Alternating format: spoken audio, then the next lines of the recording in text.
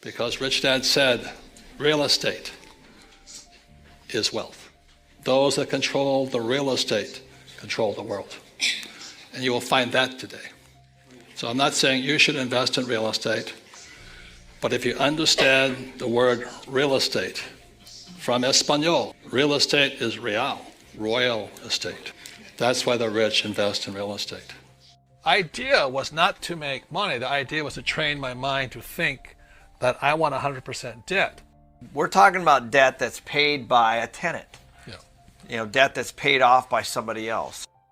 I signed up for a little real estate course. I've told this story before. I get tired of listening to myself. It was $385. It was 3 days. That was the start. So I signed up, signed my name, sat down on the course. 3 days later, at the end of the course, he was a great instructor because he was a real estate investor. He didn't need the money. And that's when you know the guy is real, because you could tell he didn't need the money. He liked teaching. He liked inspiring people. So he was just like my rich dad. He says, you don't need the money.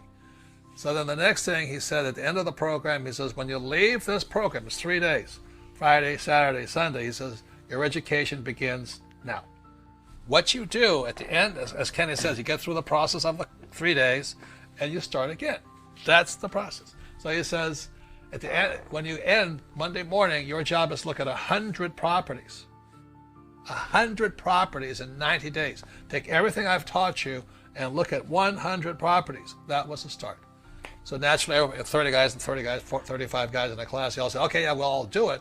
We all break into little teams. And as you know, by Tuesday, they all quit because they're too busy. They got from the school, they didn't start here again.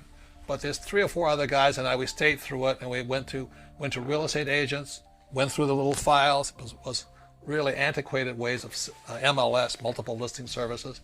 We were looking for little dinky deals, small deals, because that's all we could afford. We didn't have any money. So we kept looking, I'll go knocking on doors at real estate agents, and realtors, they're not the best investors, are they? No. They're all focused on commissions, normally. And I go knocking on the doors, and the first thing they say to me, you can't do that here. This is Hawaii. You can do that in mainland, in California, Nebraska, but you can't do it here in Hawaii.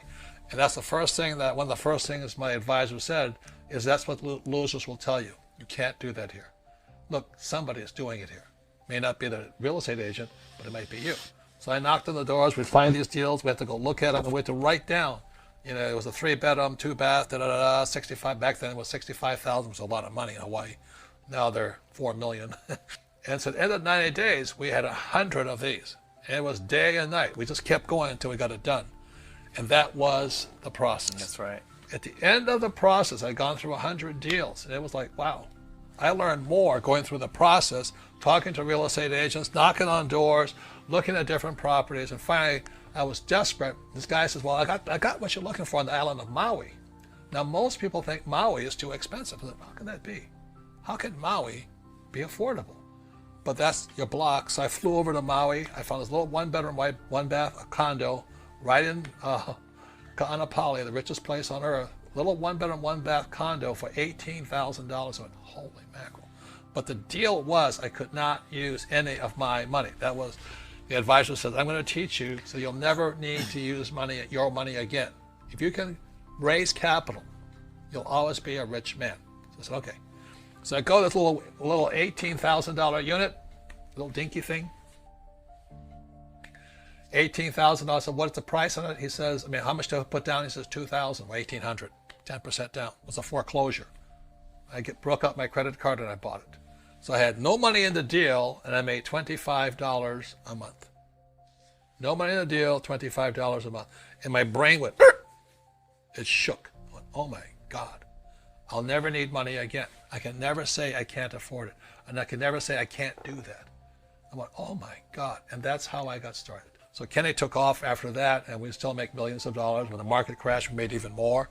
But the process is the same, right? Yeah, it's absolutely the same. 1-bedroom, 1-bath. To how many units did you do last? Last year, about 1,000 units. Same process, but you have to learn the process. As a matter of fact, if you think about it, the whole system is designed to use bank financing. All these people that are working so hard are actually putting all their money into the bank.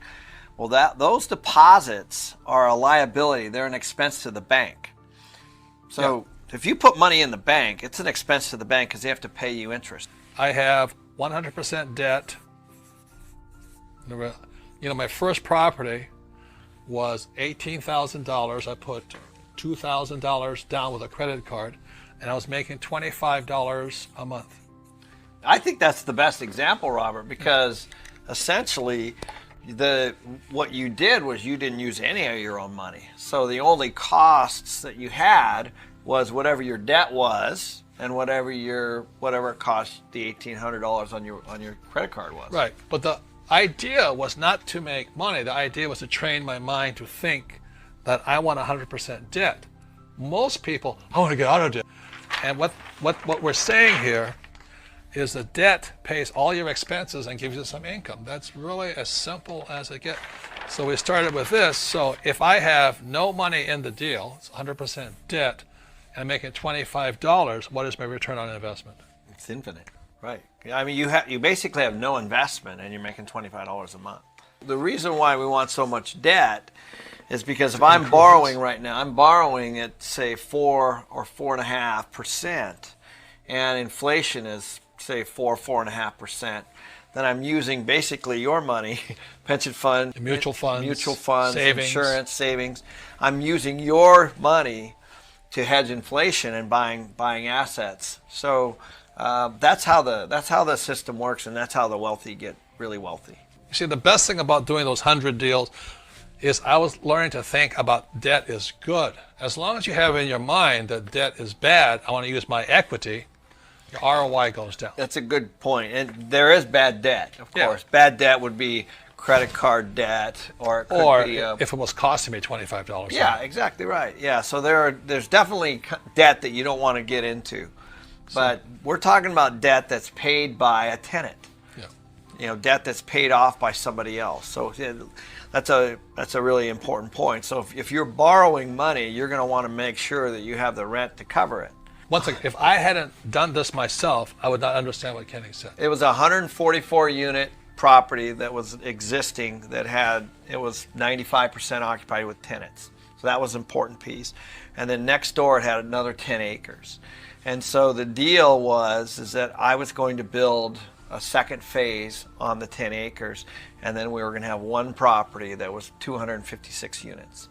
And so that's what we did. So we took the first 144 units and the land, and we went to the bank and we got a construction loan to build the second phase. And then we built the second phase, and through good management, we filled up the property, and then we went back to the bank and we refinanced the whole project and got one loan on it. So